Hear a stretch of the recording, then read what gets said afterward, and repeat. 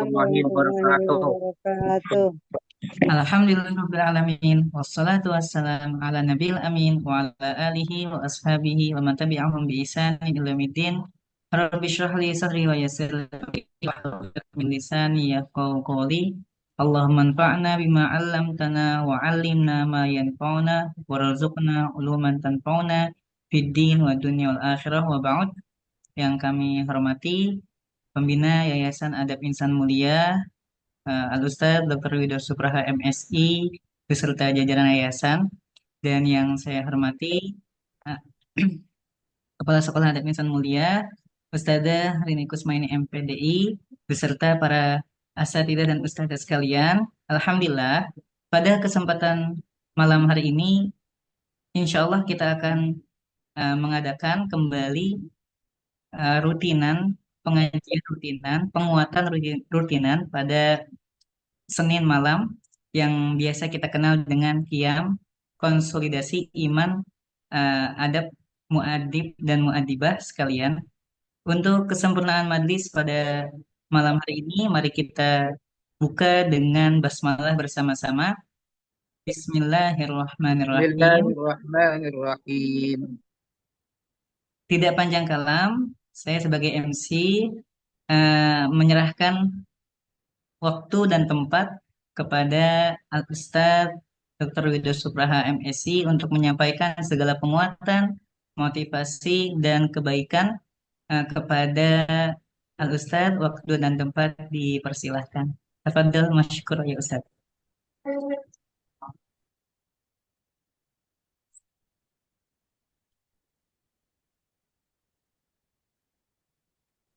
Afwan Ustadz, suaranya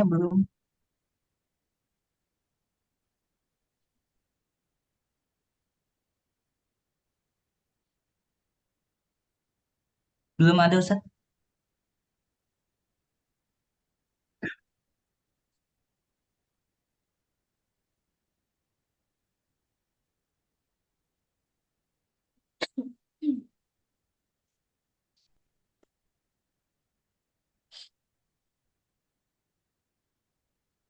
Apakah suara anak terdengar? Ah, Mas Mo Ustadz terdengar. Ustaz, Ya, baik. Bismillahirrahmanirrahim. Allahumma inna nas'aluka ilman nafi'an wa rizqan tayyiban wa amalan mutaqabbala. Allahumma anfa'na bima 'allamtana wa 'allimna bima yanfa'una wa zidna ilma. Amin ya Allah ya rabbal alamin.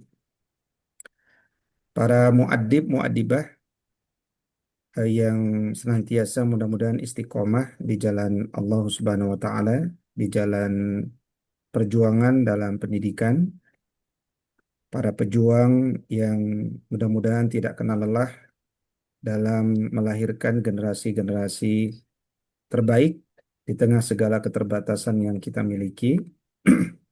Salam takzim dari saya, uhayyikum jami'an bitahiyatil Islam wa tahiyatul Islami salam. Assalamualaikum warahmatullahi wabarakatuh. Waalaikumsalam warahmatullahi Alhamdulillahi wabarakatuh. rabbil alamin wa bihi nasta'inu ala umurid dunya wad din.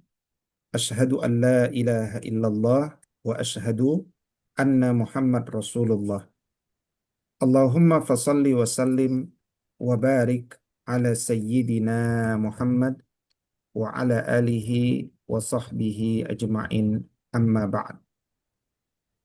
Alhamdulillah, pada kesempatan malam hari ini kita menyatukan hati-hati kita dalam tali agama Allah dalam kegiatan pekanan konsolidasi iman adab muadib.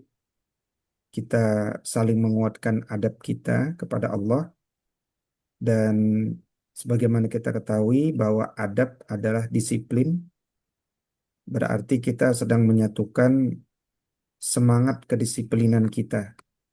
Kita sedang menyatukan spirit kedisiplinan kita. Kita sedang menyatukan semangat untuk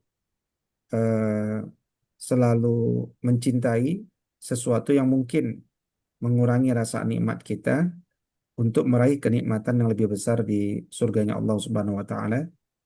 Dan kitab yang akan kita baca pada 20 menit ke depan adalah masih pada kitab Al-Adab Fid Din, Adab dalam beragama, yang ditulis oleh Al-Imam Al-Ghazali.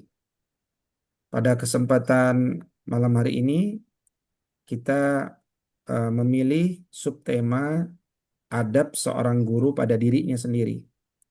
Ya, bagaimana kita sebagai guru punya adab kepada diri kita sendiri. Mobil khusus mungkin sebagiannya lebih cocok kepada laki-laki, tapi ada beberapa poin yang juga kontekstual kepada perempuan. Dan nanti pada kesempatan berikutnya kita akan membaca nasihat beliau tentang bagaimana adab seorang perempuan kepada dirinya sendiri. Baik, di dalam kitab ini Imam Al-Ghazali menuliskan, ya, kita baca matannya. Bismillahirrahmanirrahim. Adabur rajuli fi nafsihi. Adab seorang kepada dirinya sendiri. Yang pertama adalah luzumul jumu'ati wal jamaah. Yang kedua, wa nazafatul malbas. Yang ketiga, wa idamatus siwak. Yang keempat, wala yalbasul masyhura walal mahqura. Yang kelima, wala yutilu thiyabahu takabburan. Yang keenam, wala yuqassiruha tamaskunan. Yang ke empat, lima, yang keenam ya, wala yuksirut talaffut fi misyati. Yang ketujuh, wala yanzuru ila ghairi hurmati. Yang kedelapan, wala yabsuqu fi hali muhadasah. Yang kesembilan, wala yuksirul qu'uda ala babi darihi ma'a jirani.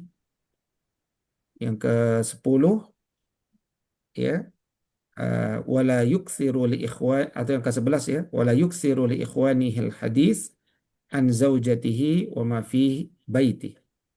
Nah, ini adalah nasihat Imam Al-Ghazali, seorang ulama besar, ulama yang dirujuk dalam bab adab dalam Ahlus Sunnah wal Jamaah. Beliau wafat tahun 1111 Masehi di masa Islam sedang memimpin, khususnya di masa Bani Seljuk, ya, di wilayah Persia, ya. Baik, secara singkat yang pertama adalah luzumul jumu'ati wal jamaah. Hendaknya seorang muslim itu, ya, apalagi kita sebagai seorang guru, ya, wajib untuk menjaga sholat Jumat dan sholat berjamaah. Kata luzum ini mendorong pada komitmen. Jadi seorang guru dia harus berkomitmen untuk tidak memperlambat sholat Jumat, dan juga agar dia istiqomah pada sholat berjamaah. Ya, tentu saja bukan lagi sekedar sholat kita harus apa ya, kadang-kadang ada juga satu dua guru yang sholatnya itu malah tidak sholat, ya. Misalkan ada guru dia bekerja di sekolah Islam, tapi waliyadu bila kita berlindung kepada Allah, ada yang kemudian di antara mereka malah tidak sholat. Tetapi kemudian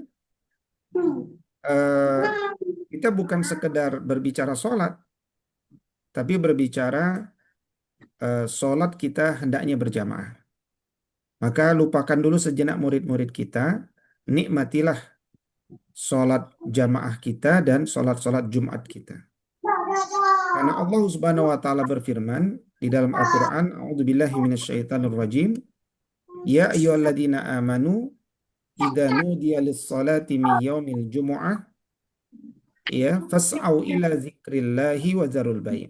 Dzalikum khairul lakum in kuntum ta'lamun. Ya. Wahai orang-orang beriman,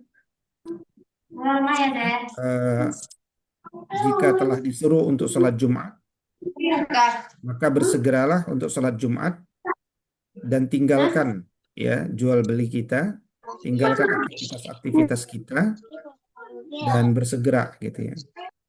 Bersegera. Nah, itu adalah eh, satu motivasi ya bagi kita semuanya untuk menjaga sholat sholat kita. Dan ini adalah sumber energi seorang guru ya. Sumber energi seorang guru itu ada pada spiritnya untuk selalu menjaga berjamaah ya.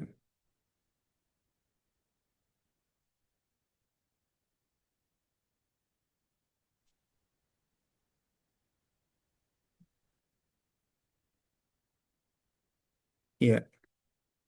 Dan tentu saja kita sangat butuh sholat berjamaah karena itu akan membangun hubungan kita dengan Allah. Jadi kalau seorang guru kuat hubungan kita dengan Allah, maka otomatis dia akan menjadi sarana bagi tahzibul akhlak, memperbaiki akhlak kita. Seringkali kita dapati guru-guru yang kemudian tidak mampu mengelola emosinya, ternyata memang di antara penyebabnya dia tidak menjaga hubungan dia dengan Allah. Salat-salat yang dilakukan lebih sekedar formalitas, menunaikan kewajiban yang kemudian tidak sampai pada substansinya. Gitu. Dan karena itu, salat Jumat itu tidak boleh diremehkan. Nabi SAW bersabda, "Man tarakal jumu'ah salasa marrat tahawunan biha, Allahu ala qalbi." Berarti hatinya sudah mati. Nah, kenapa kita para guru ini lebih fokus lagi untuk ke masjid? Karena ketika kita sholat berjamaah itu kita berjalan ke masjid, kita bisa berdiri di saf yang sama, ya, kita eh, bisa bergerak ke jalan yang sama bersama orang-orang dengan tujuan yang sama yaitu Allah. Kemudian kita berbaris dengan bahu bertemu bahu, ya. Jadi substansi ketika sholat itu bahu bertemu bahu dulu, bukan mata kaki ketemu mata kaki. Jadi kalau murid-murid kita bariskan dia, maka bahu ketemu bahu dulu. Sadda bainal manakib wasuddul khalal. Nah, bukan mata kaki ketemu mata kaki dulu. Nah, banyak sekali kita lihat kesalahan-kesalahan mata kaki ketemu mata kaki dulu, sangat lebar ya, sehingga kemudian bahunya tidak bertemu.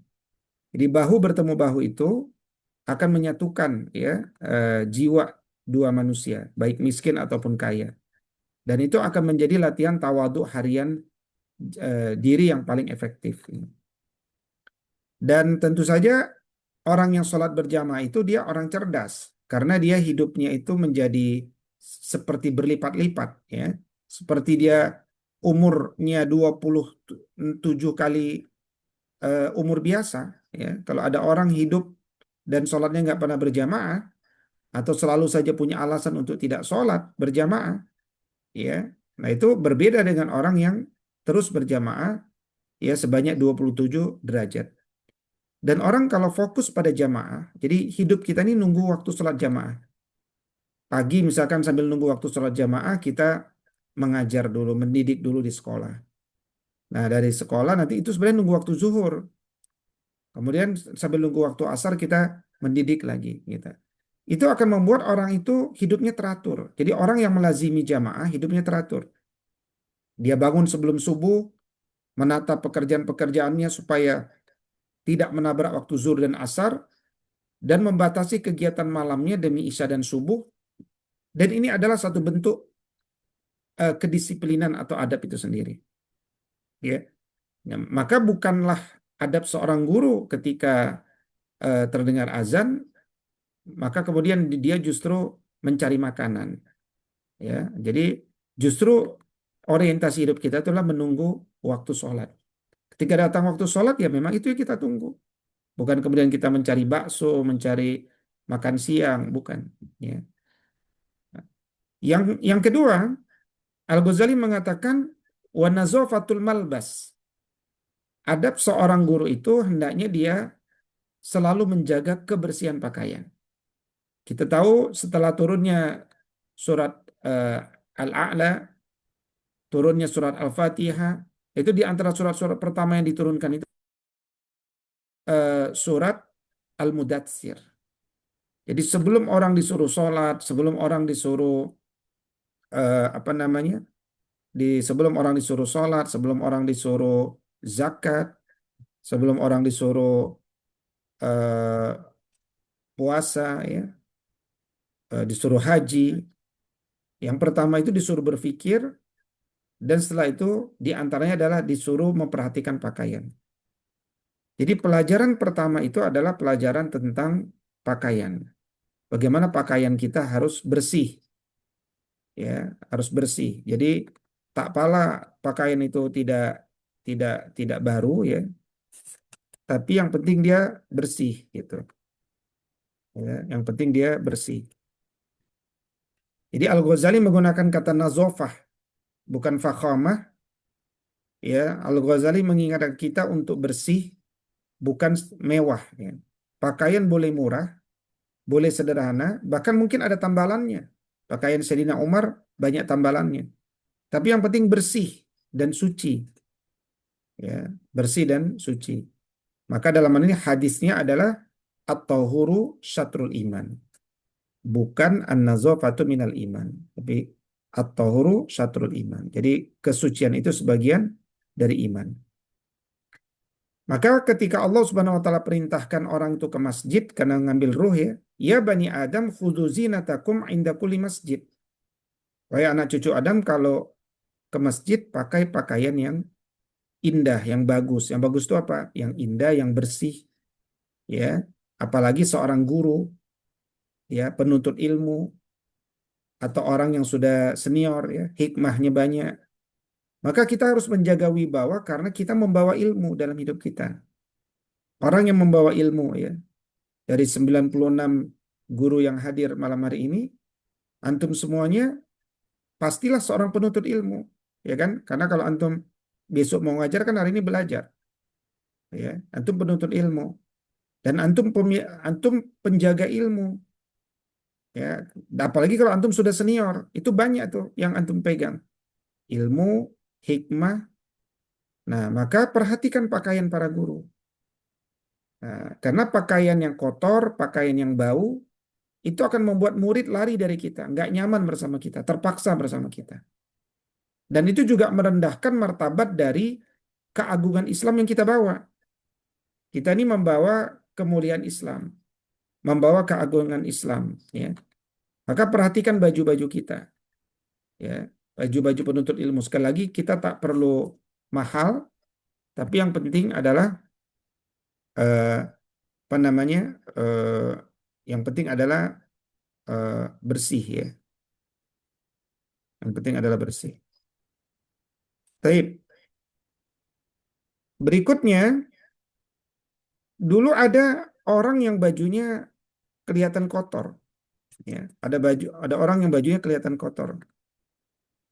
Kemudian Nabi SAW bertanya kepada sahabatnya, eh,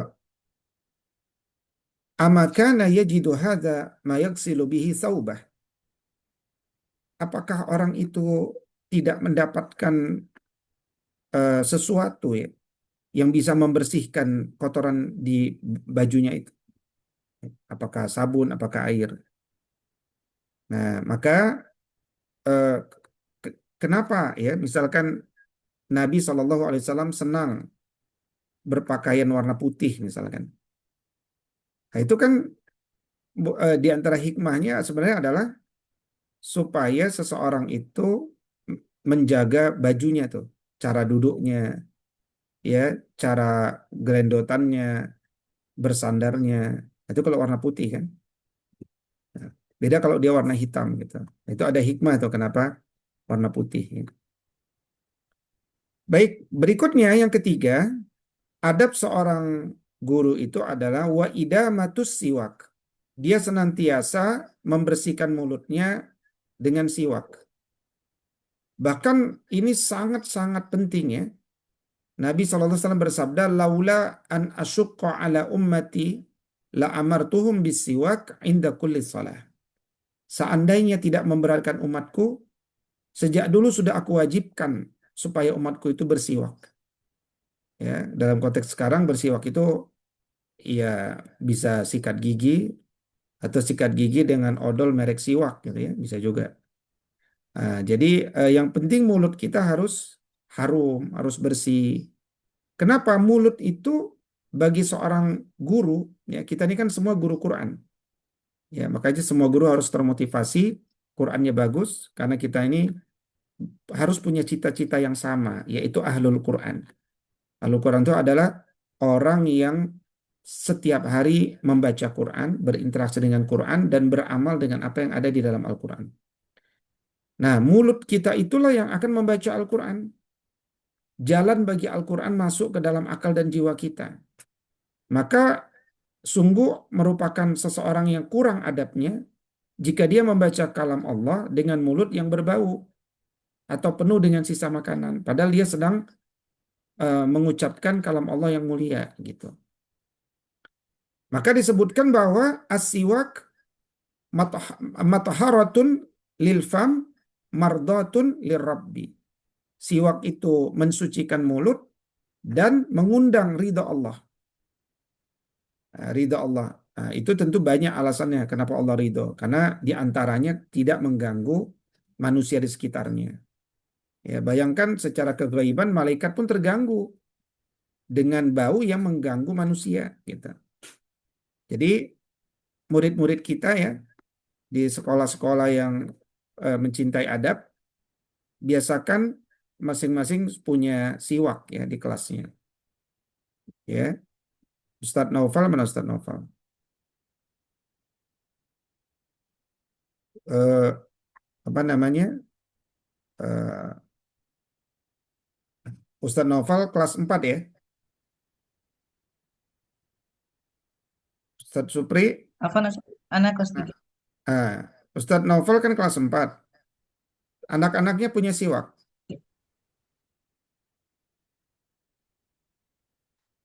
Ustadz Naufal, Ya Ustaz, murid-murid punya siwak. punya Ustaz dikumpulkan Kapan siwak digunakan di kelas?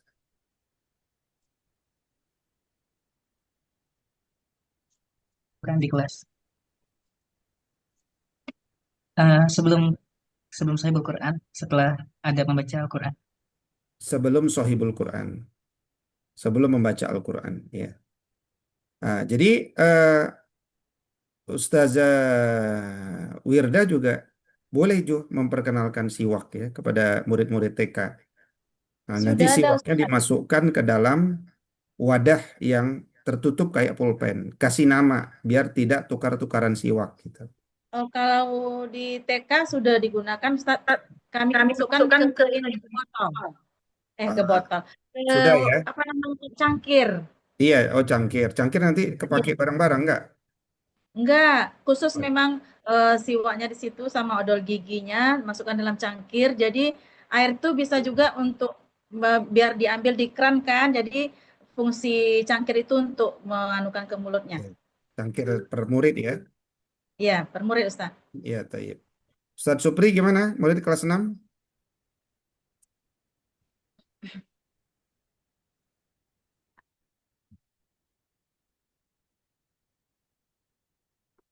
Mana Ustaz Supri? Ya, Ustaz. Ya, gimana murid antum kelas 6? Oh, Ustaz. Ya, Ustaz.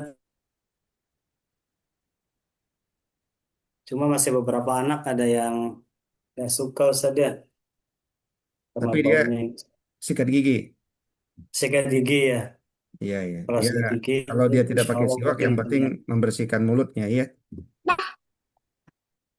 Iya, baik. Jadi eh, dan Nabi Shallallahu alaihi wasallam kan idza dakhala baitahu bada'a bisiwak. Setiap kali masuk rumah, beliau memulai dengan siwak. Dan kelihatan Imam Al-Ghazali sangat peduli pada aspek fisik ya. Jadi mulut itu kan fisik. Mulut yang bersih ya, selain tadi menjaga adab kita kepada kalam Allah, juga tentunya kita pahami dia mencegah penyakit.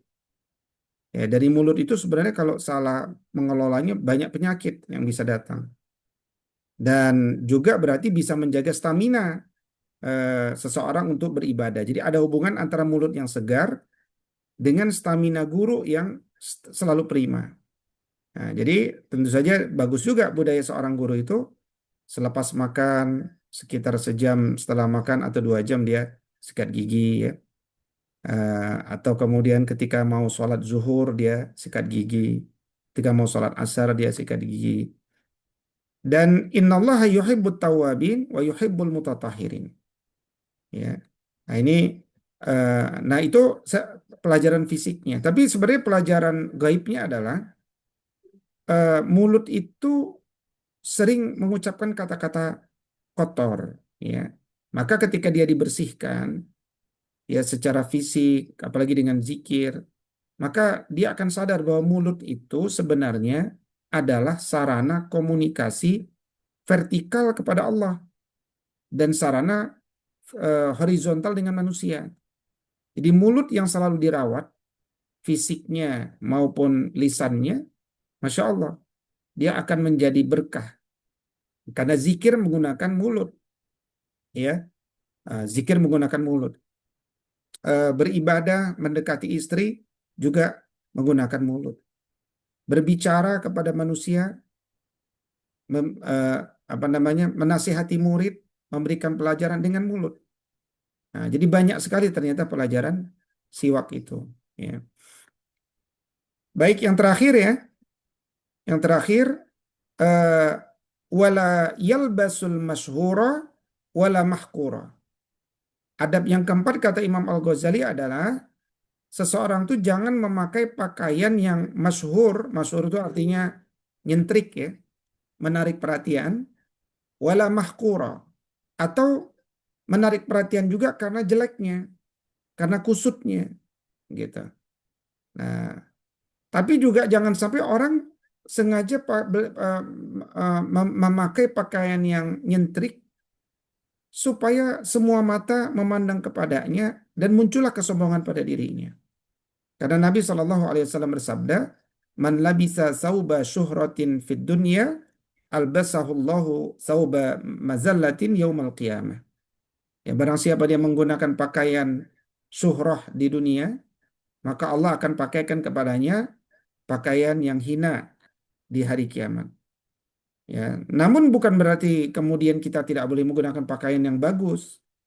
Nah, makanya tadi kalimat yang paling mudah adalah pakaian yang nyentrik, ya. Karena kalau memang kita diberikan kemampuan membeli pakaian yang bagus, pakailah pakaian yang bagus, tapi sewajarnya. Nah, itu fatwanya Abu Hanifah ya. Abu Hanifah itu senang dengan umat ini kalau pakai pakaian bagus. Karena beliau memahami bahwa innallaha yuhibbu an yara asara ni'mati ala abdi. Allah itu suka kalau bekas-bekas nikmatnya itu ditampakkan oleh hambanya. Ya, jadi jangan sampai juga sama-sama tidak baik ya menggunakan pakaian yang masyhur supaya kelihatan dia unik ya, nyentrik, atau juga pakaian mahkur supaya dia kelihatan orang suci, orang zuhud. Ya, padahal ujung-ujungnya adalah supaya dia dipuji. Yang satu dipuji karena oh dia orang kaya, yang satu dipuji itu dia orang yang sangat sederhana. Nah, bukan itu tujuannya. Jadi ternyata ada hubungan antara perbincangan tentang fisik kepada perbincangan batin. Ya. Nah, maka sifat Islam itu pertengahan, namanya wasatiyah. Ya, kita mendidik diri kita supaya wasatiyah, kita mendidik murid kita juga supaya wasatiyah. Nah, dalam bab mengeluarkan harta, Allah Subhanahu wa taala berfirman, A'udzubillahi minasyaitonir rajim, walladzina idza anfaqu lam yusrifu wa lam yaqturu wa kana baina dzalika qawama. Jadi orang-orang jika dia membelanjakan harta enggak berlebihan, enggak kikir, dan pembelanjaan itu ada di tengah-tengah antara yang demikian. Artinya apa kesimpulannya?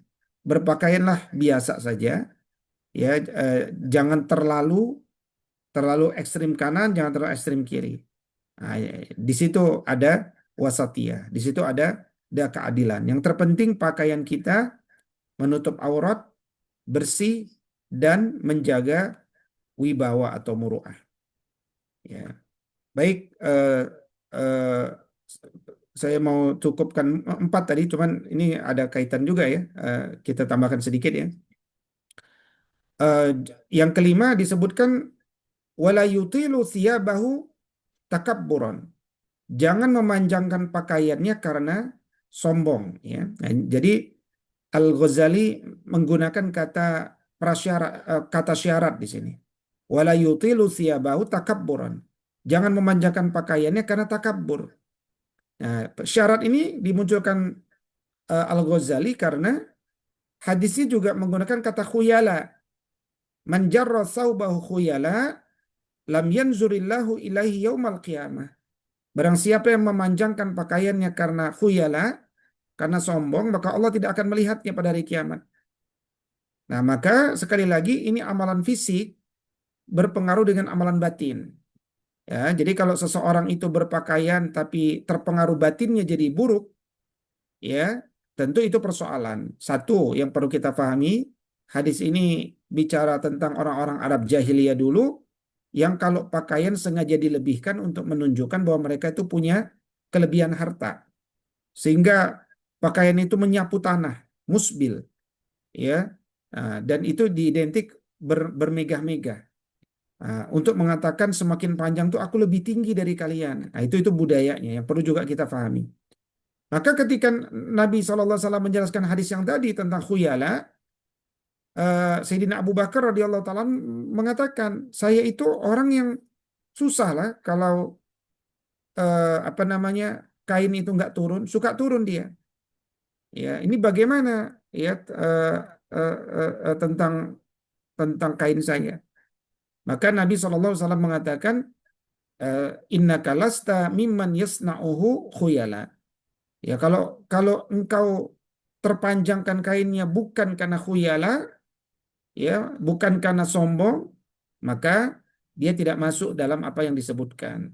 Nah, maka kalimat saya tidak sombong ini yang kemudian harus kita garis bawahi. Kenapa? Karena ada orang yang kemudian memanjangkan pakaiannya karena sombong, ya, tetapi juga ada orang yang memendekkan pakaian juga memunculkan kesombongan dalam hatinya, misalkan.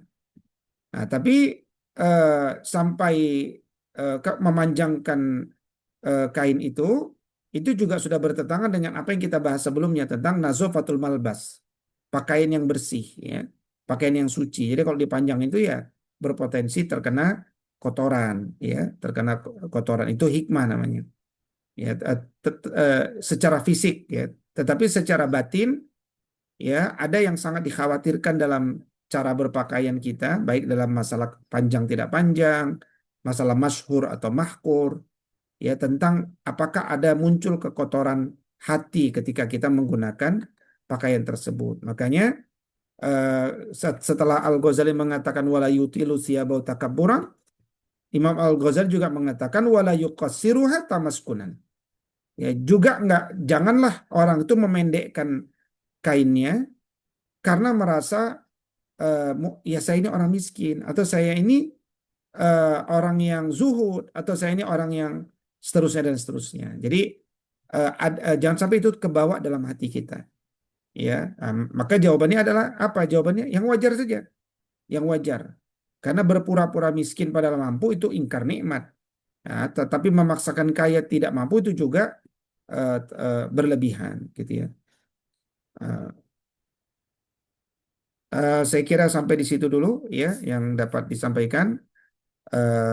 Berarti ada 6 adab ya dari adab seorang kepada dirinya, dan kita ringkas kembali. Jadi nomor 1 tadi adalah jaga sholat jamaah, apalagi Jumat, untuk selalu menjaga hubungan kita dengan Allah, maksudnya ya, supaya guru itu selalu terjaga koneksinya kepada Allah, dia selalu terjaga emosinya, terjaga kebagusan hidupnya, karena orang yang bagus sholatnya akan bagus juga hidupnya, ya.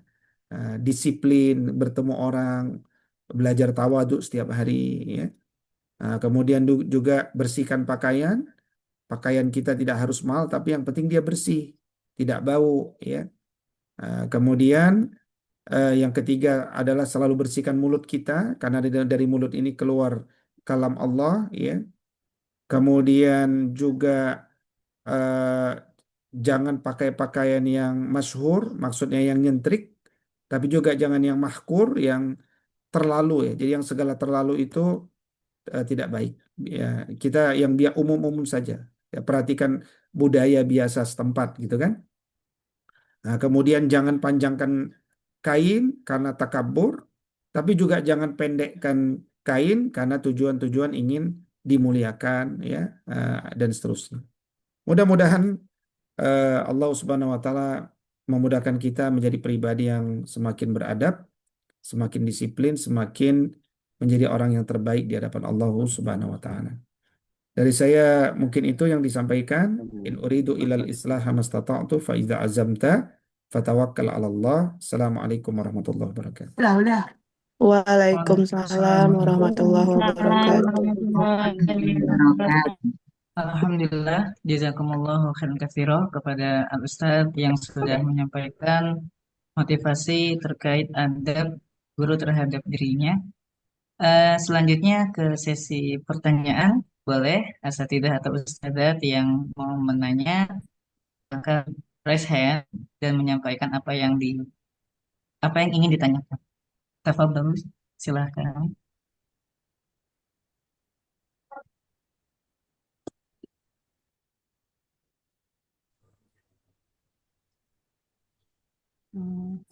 Tanya Ustaz. Assalamualaikum. Silakan Ibu Ustazah Ulfa dari Bengkulu Selatan. Ada pertanyaan Ibu Ustazah? Ya, syukran Ustaz. Ya. Alhamdulillah bisa bermuajahah kembali dengan Ustaz Widu. Tabarakallah. Langsung saja Ustaz, berkaitan dengan bersegera dengan sholat tadi ya Ustaz. Ini bukan sholat Jumat ya. Ada kondisi kadang-kadang kita di lapangan ya, di sekolah ya,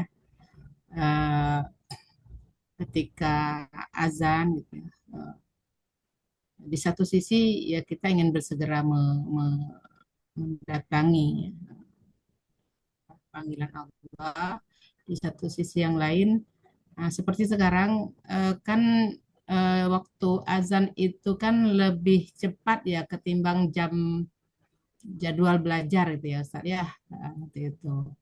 Nah, yang kami tanyakan itu kita dulukan sholatnya atau kita teruskan belajarnya, satu. Yang kedua, ada guru ya, ada guru. Nah, kalau kita di IT itu kan rata-rata gurunya dua ya Ustaz ya, dua. Ada kalanya juga satu. Nah, ada yang kekeh untuk melaksanakan sholat dengan meninggalkan siswanya di kelas Ustaz. Nah, gitu. Itu kondisi Ustaz. Itu bagusnya bagaimana Ustaz? Itu aja Ustaz. Assalamualaikum warahmatullahi wabarakatuh. Bagus sekali Ustazah Ulfa. Sebelum saya menjawab, Ustazah Ulfa, kita dengarkan Ustaz Naufal dulu ya, Ustazah Ulfa ya. Ustaz Naufal, silakan antum jelaskan kalau hari Jumat di apa yang antum lakukan dengan murid kelas 4. Kelas 3 ya, antum kelas 3. Udah pulang ya berarti? Iya, Ustaz. Oh, tidak ini ya. Iya. Ustaz Supri berarti, Ustaz Supri. Mana tadi Ustaz Adib coba. Ada nggak Ustaz Adib? Ustaz Adib. Ya Ustaz. Ya, tafadhol Ustaz Adib, cerita apa yang antum lakukan di hari Jumat dengan murid. Di Jumat dengan murid. Di hari Jumat ya Ustaz. Ya, waktu-waktunya coba antum cerita waktunya. Detail waktunya. Jumatnya jam berapa? Antum bagaimana mekanisme teknisnya? Dibawa kemana? Di hari Jumat untuk KBM sampai dengan agenda sholat bersama di masjid, sholat Jumat bersama di masjid. Ya karena sholat zuhur saja, artinya waktunya kan waktu zuhur. Jadi itu selalu setelah kegiatan belajar selesai, kegiatan belajar kan sampai jam 12. zuhur nggak pernah maju sampai lewat jam 11.30.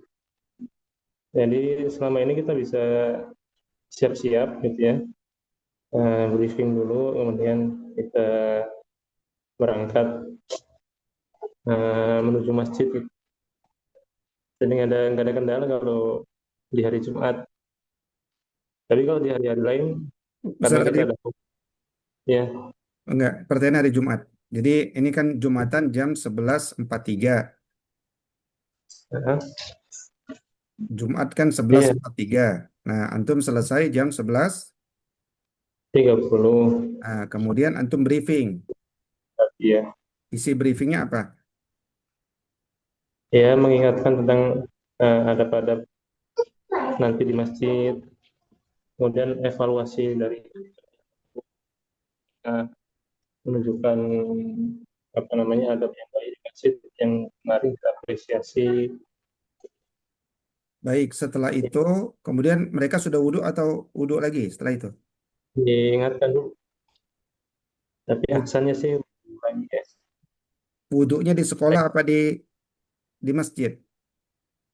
Ya. Nah kalau azan Jumatnya lebih cepat dari biasanya kayak yang tadi itu, kita kadang-kadang di masjid. Di Tapi masjid. kalau karena kan kalau di sekolah kan kita kurang mewadahi di bagian tempat wudhu, sementara di masjid kan bisa lebih cepat dilakukan. Jadi Masjid, kadang-kadang baik. Masjidnya Abu Bakar Nurul Faizin. di sekolah, ya Di di mana? Nurul Faizin, Nurul Faizin. Antum menemani mereka ke masjid. ya Kemudian ketika sholat di dalam masjid, antum dekat dengan mereka. ya sebelumnya eh, beda sedih ya. Karena teknisnya antara tahun lalu sama yang sekarang anak lakukan dengan cara yang agak berbeda. Kalau yang tahun lalu anak-anak anak bariskan gitu ya, anak dampingi benar-benar diawasin gitu ya. Mereka berbaris di depan anak gitu. Jadi anak bisa lihat dan anak-anak ya alhamdulillahnya bisa mengikuti gitu ya, mengikuti arahan. Tapi kalau yang sekarang anak berikan pilihan gitu. Boleh anak-anak milih di ruang utama atau yang bagian samping, tapi semuanya di lantai satu, lantai atas di apa namanya ruang utama lah, ruang utama. Nah di situ nanti ada anak sama Sofian dan Sofian yang lain yang melihat, ya, nggak jadi bukan saja yang mendampingi, tapi dengan dua pendekatan yang berbeda itu alhamdulillah nggak ada masalah dari adab-adab. Artinya dari penampakan antum, secara zohir, anak-anak terlihat sudah bisa dipercaya. Sejauh ini alhamdulillah, tapi ya tidak memastikan kalau mereka mungkin nanti akan menurun atau apa gitu ya. Sejauh ini dengan penguatan, dialog, dan apresiasi, mereka ya mau melakukan gitu. Baik. Baik. Ya, terima kasih Ustaz Adib. Ustazah Ulfa hadir?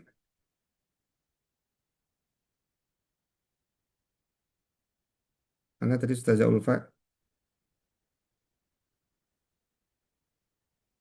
Ya mungkin lagi off ya, nanti kita sambung lagi. Ya silakan Ustaz Naufal, Ana belum jawab karena Ustazah Ulfanya hilang. Lanjut ke pertanyaan berikut atau Iya silakan kalau ada. silakan para asatidzah atau ustadzat jika ada pertanyaan kembali mohon diajukan. Assalamualaikum. Mungkin bertanya, Tat. Silakan Ustaz, mangga. Ini tentang siwak, Tat. Kan di zaman Rasul itu bersiwak, Tat. Kebetulan pada waktu itu kan belum ada sikat gigi dan pasta gigi. Nah, kemudian di zaman sekarang ini, ketika ada orang yang bersiwak, dia mau sholat berjamaah, ketika sebelum takbir itu bersiwak dulu, Tad. Nah, setelah bersiwak, siwaknya itu dimasukkan ke dalam kantong bajunya, Tad. Nah, sebagian jamaah yang melihat itu merasa agak gimana gitu, Tad. Agak jijik atau gimana, karena belum memahami esensi dari siwak tersebut. Di sholat yang akan datang, orang yang lihat itu berusaha menghindari agar tidak dekat dengan orang yang bersiwak tadi ketika mau sholat tadi, Tad. Nah, pertanyaannya apakah bersikat gigi, pasta gigi sekarang ini bisa mewakili atau mengganti daripada bersiwak tersebut, Tad? Nah, itu Ya, mungkin baik. pertanyaan dari Tad. Terima kasih, Tad. Assalamualaikum warahmatullahi wabarakatuh. Waalaikumsalam warahmatullahi wabarakatuh. Ya, Ustadz Rudi Hadiswarno ya di Bengkulu Selatan. Yang pertama, eh, kalau antum baca kitab At-Tibyan, Adab Membaca Al-Quran tulis Imam An-Nawawi, Imam Nawawi menjelaskan kalau tidak ada siwak bisa menggunakan kain. Tidak ada kain menggunakan tangan, gitu ya. Nah, karena memang yang penting substansinya membersihkan gigi, gitu ya. Substansinya. Jadi membersihkan gigi. Jadi kalau hari ini menggunakan sikat gigi, odol, merek siwak ya juga boleh. Tapi yang terpenting juga kita perlu ketahui, ternyata kayu siwak itu juga ini apa banyak kandungannya, gitu. Nah, banyak kandungannya. Jadi pertama yang berbahaya bagi orang tuh sebagian orang bilang fluoride ya gitu kan. Nah, siwak itu punya fluoride alami yang ternyata diteliti bisa memperkuat apa namanya karies ya dari karies enamel giginya. Dia juga punya kandungan kayak silika ya supaya dia bisa membersihkan atau melemahkan plak-plak yang di tubuh itu, yang di apa gigi itu. Kemudian dia punya alkaloid ya supaya eh, alkaloid itu seperti ini, semacam antibakteri ya, anti jamur gitu ya. Kemudian siwak itu kalau antum cium ya, itu ada aroma segarnya yang bisa menghilangkan bau mulut. Nah, itu mengandung essential oils ya, kayak minyak asiri, minyak mustard gitu. Nah, kemudian juga dia ada kandungan tanin, ya. Tanin, asam tanat. Nah, itu nanti supaya gusi lebih sehat. Juga dia ada vitamin C dan ada banyak lagi, ya ada kalsiumnya, ada sodiumnya. Jadi ternyata itu hikmah belakangan, itu kan hikmah belakangan. Jadi sangat disarankan ya tentu orang bersiwak itu setelah bersiwak diletakkan di dalam tempat.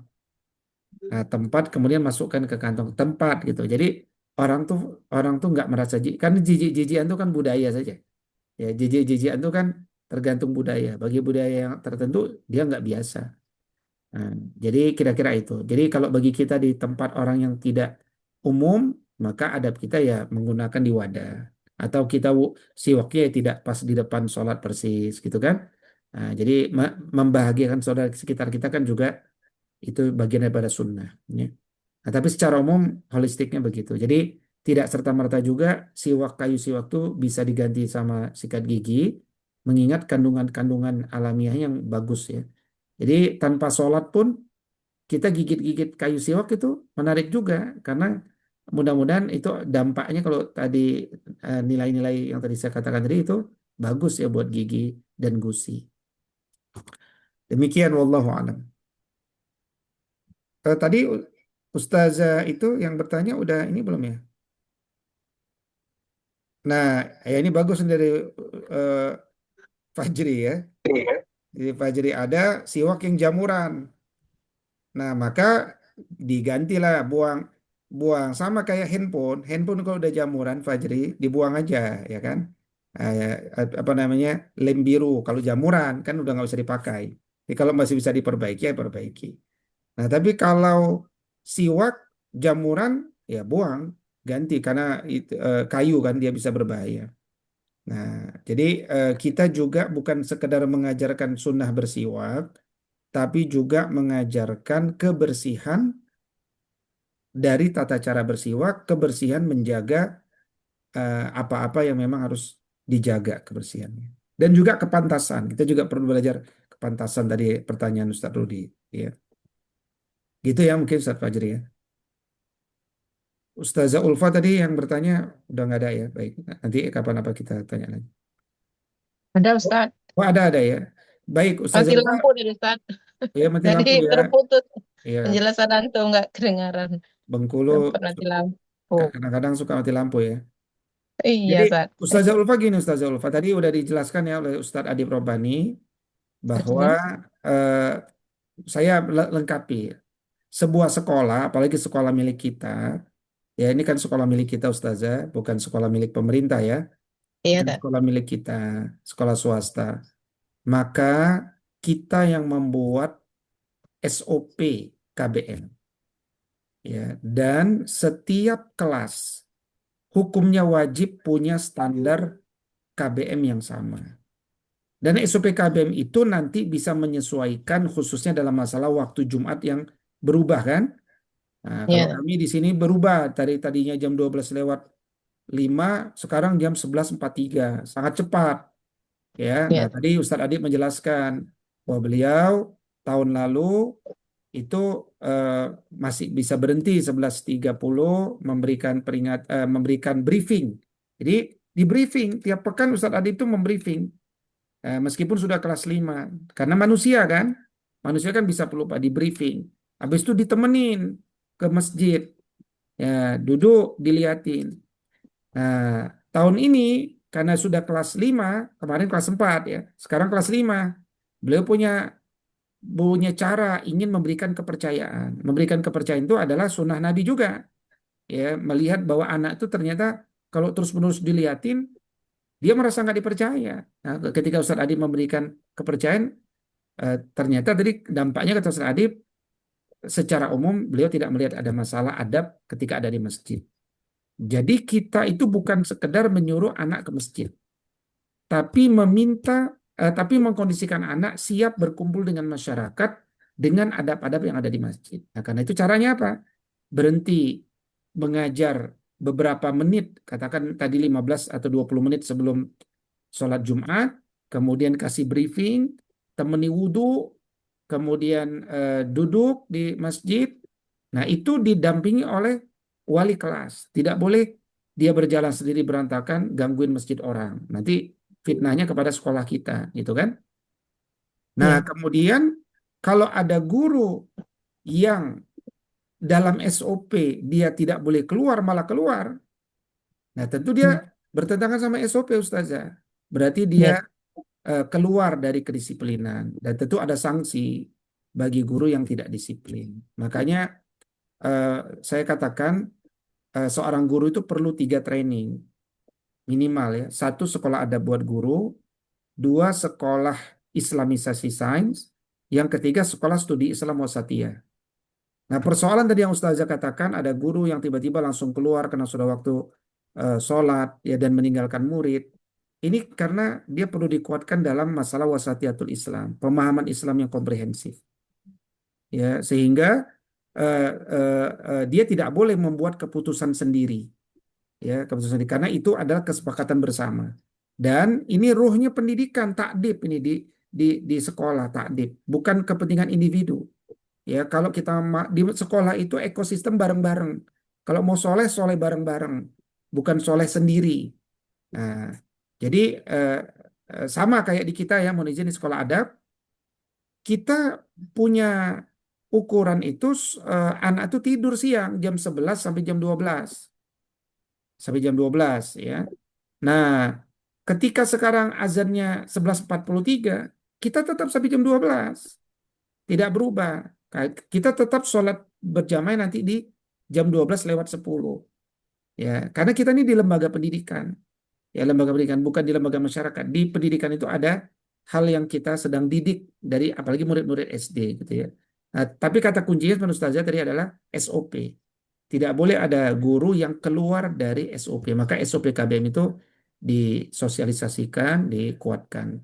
Kemarin saya baru menguatkan SOP KBM di Dumai itu ya. Jadi SOP-nya harus sama setiap kelas ya. Kalau berbeda ya berarti dia keluar dari standar ya. Sama kayak Hoka-Hoka Bento Mau kau bento di Dumai, kau bento di Bengkulu, kau bento di Depok, kan rasanya sama. Kenapa? Karena standarnya itu harus sama, nggak boleh ada yang keluar sendiri standarnya. Ya. Demikian mungkin, Ustazah Ulfa. Baik, baik. Ya, baik. Yang training kedua tadi apa, Tat? Yang pertama adab guru, yang kedua Apa itu? Yang kedua. yang training antum ngomong tadi. Oh, iya ya. Jadi kita Iya. itu punya program yang mewajibkan semua guru sekolah adab itu ikut 3 training. 1 sekolah adab buat guru. Itu untuk pemahaman pendidikan adabnya. Yang kedua sekolah Islamisasi sains. Itu untuk pemahaman operasional Islamisasi ilmu. Nah, yang ketiga sekolah studi Islam wasatiyah supaya gurunya Islamnya nggak ekstrim kanan, nggak ekstrim kiri, tapi wasatiyah, pertengahan, adil, gitu kan? Udulan wa khiyaran. Makna wasatiyah itu udulan wa khiyaran. Baik, Tat. Baik, Ustaz Naufal, Iya. saya kira cukup dulu insya Allah malam ini. Kita ketemu lagi pekan depan. Barakallahu fikum. Alhamdulillah, jazakumullah khairan katsiran kepada para asatidzah dan asatidzat yang telah menanyakan perihal apa yang perlu ditanyakan. Jazakumullah khairan kepada semua atas waktu dan kesempatannya. Insya Allah pertemuan malam ini kita cukupi terlebih dahulu. Semangat untuk kita semua, semoga kita diberikan keberkahan, kesehatan, dan kelancaran pada setiap proses pengadaban anak-anak kita tercinta. Amin, amin, ya rabbal alamin. Untuk kesimpulan majlis, mari kita tutup dengan hamdalah bersama-sama dan istighfar 3 kali serta doa kafir majlis. Alhamdulillah rabbil alamin. Bismillahirrahmanirrahim. Astagfirullahaladzim. Subhanakallahumma wa bihamdika asyhadu an la ilaha illa anta astaghfiruka. In uridu illal islaha mastata'tu anta fatawakkalullah. Mohon maaf jika banyak kesalahan kata. Wassalamualaikum warahmatullahi wabarakatuh. Waalaikumsalam warahmatullahi wabarakatuh. Barakallahu fikum, barakallahu fikum. Sehat semua. Jazakallahu khairan, Ustaz.